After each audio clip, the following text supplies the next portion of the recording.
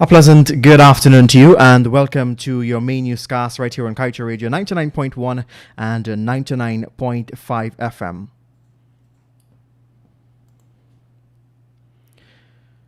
In our headlines this afternoon, right here for January 20th, go for royalties and taxes, abundant profit sharing, according to Dr. Vincent Adams. UK firm Westmount buys up more shares in Kanji block. Government sues BK for $718 million in damages for incomplete Yarra School.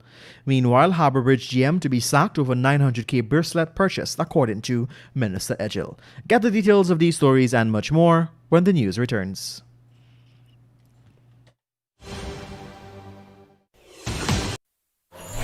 Digicel Prime Bundles just got better with 3 new apps. Watch more with PlayGo. Share more with Sportsmax. Read more news with Loop. Listen more with D-Music. Plus extra data. It's simply more bundled together. 51 gigabytes for 7 days for only $2,000. Live the experience with Digicel. Activate today on the My Digicel app.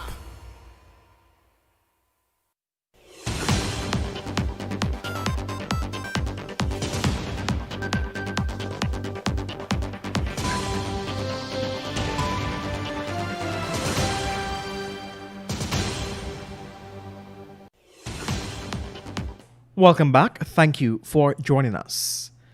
It is without debate that the production sharing agreement Guyana had signed with ExxonMobil is one of the world's worst contracts. International and regional stakeholders have supported this through evidence of the unfair provisions that will cost Guyana billions of dollars in the lifetime of the project. Cognizant of this lopsidedness of the contract, former EPA head Dr. Vincent Adams says that Guyana should abandon PSAs and secure just royalties and taxes from oil companies operating in Guyana. Dr. Adams posited that the most critical change is that should be made in any renegotiation is the abandonment of the PSA, followed by the move to concessions-type contracts, which is just royalties and fees, he added. A prime example of one country that abandoned PSA is Indonesia. The country that created this type of agreement. In that arrangement, it stipulates that host countries will receive its profits after the oil company deducts its operating expenses.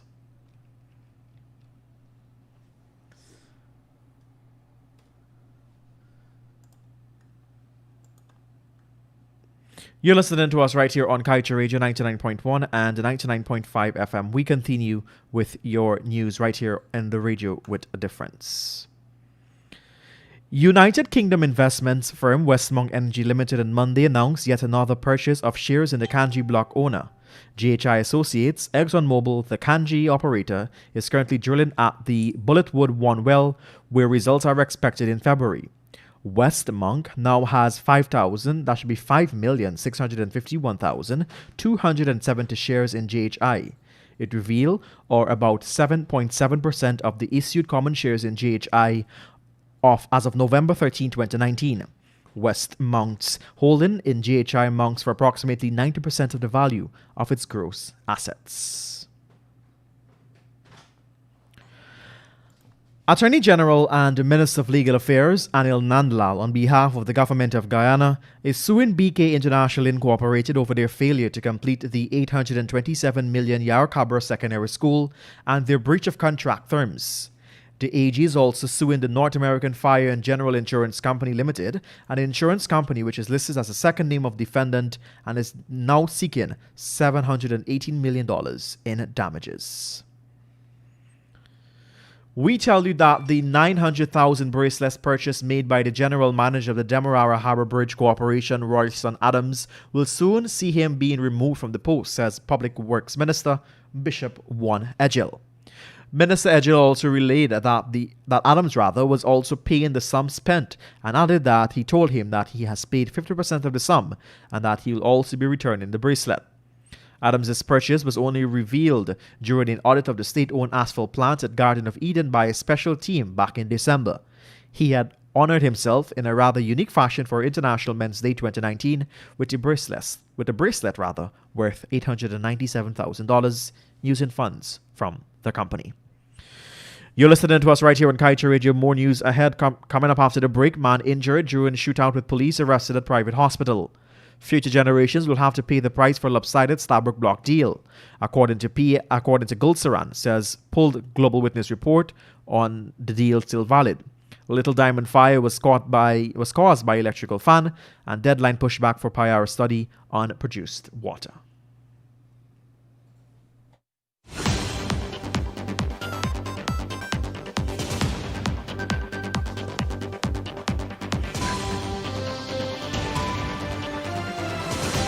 Join Glenn Lal himself on The Glenn Lal Show. Tell it like it is. Every Monday, Wednesday, Friday, and Sunday. Weekdays at 7:20 p.m. and Sunday at 7 p.m. Tell it like it is.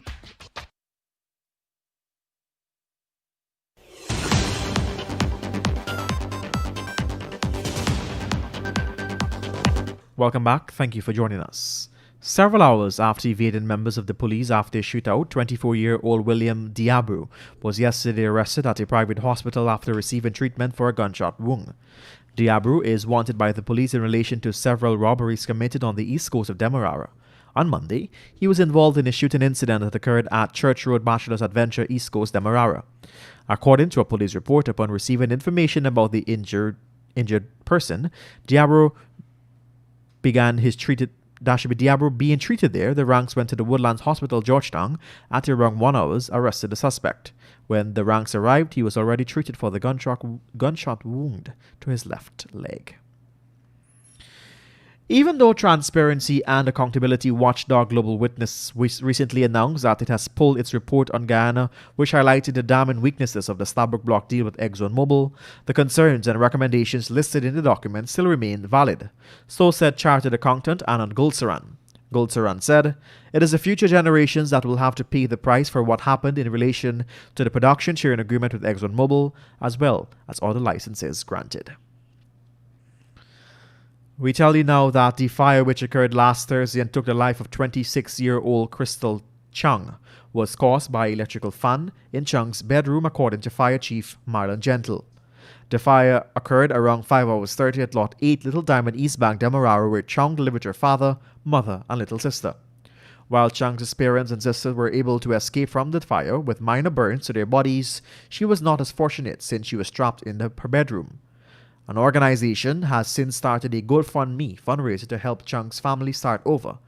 Anyone who wishes to donate can follow the link at https://2BEC16C1.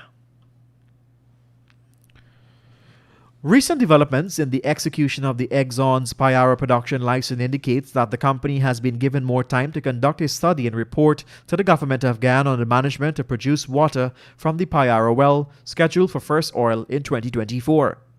The government had announced on September 30th last that it would require such a study as the matter of dumping of produced water in the ocean was being ventilated in the press. In the petroleum industry, produced water is a byproduct of oil extraction. The effect of dumping the substance in Guyana's ocean is unknown, and ExxonMobil is content to do so in the absence of studies. However, due to sustained criticism, the government has determined such studies to be necessary moving forward. It is 12:11 in Guyana, and right across the Eastern Caribbean, we turn our attention to your COVID-19 updates. Your worldwide coronavirus cases stands at 96,621,466, with 2,065,624 deaths. To date, 69,264,974 have recovered. And locally, there are 90 new coronavirus cases which were recorded yesterday. 40 new cases in Region 4, 3 cases in Region 6, while 5 and 7 recorded 1 each. There are 537 patients in home isolation, 31 patients are in institutional isolation, and 6 are in the COVID-19 ICU. Additionally, a total of 6,206 persons have recovered, and 170 have died from the disease. And coming from CNN, what you need to know, the U.S. has surpassed the 400,000 coronavirus deaths according to Johns Hopkins University data. Meanwhile, more than 60% of all COVID-19 cases in the U.S. have been reported since Elections Day, leading to the nightmare-level infectious rates. And China and the World Health Organization could have acted quicker and more forcefully to contain the start of the pandemic, an independent review panel said. And with that, we've come to the end of your main newscast right here on Kaieteur Radio, the radio with a difference. Let's remind you that you can get the full details of these stories and much more by picking up a copy of the Kaieteur News at a newsstand near you, or head across to our website at kaieteurnewsonline.com.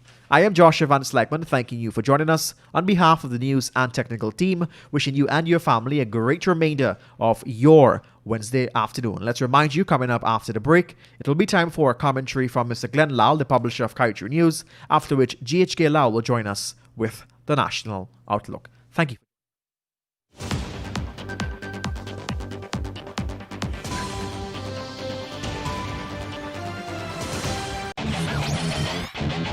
Want value for your advertising dollar? Then place your ads on Kaieteur Radio's newscasts. Streamed live on 6 different mediums, reaching hundreds of thousands. Advertise today and watch your dollar grow. Call us on 225-8465 or 226-8210 today.